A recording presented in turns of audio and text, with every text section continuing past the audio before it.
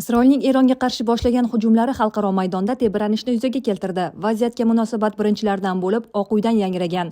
AQSh davlat kotibi Marko Rubio Vashington hujumda ishtirok etmaganini va Isroilga yordam bermaganini ta'kidlamoqda. Yevropa ittifoqi esa tomonlarni keskinlikni kamaytirishga chaqirdi.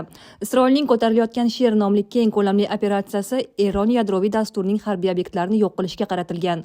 Hujumlar oqibatida bir nechta dasturchi olimlar va yuqori martabali harbiy amaldorlar halok bo'ldi. Ayni vaqtda poytaxt Tehron aholisi ko'chalarga yig'ilib, qo'shnisining bu ishini qoralamoqda. Eron hujumlar fonida internet cheklovlarini joriy qildi. Oyatulloh Xomanaiy Isroildan qasos olishga va'da bergan.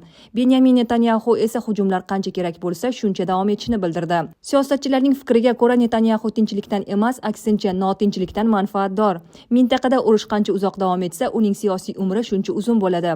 AQSh bilan Eron o'rtasidagi muzokaralarning navbatdagi raundiga bir necha kun qolganida urush boshlanishi shundan darak beradi.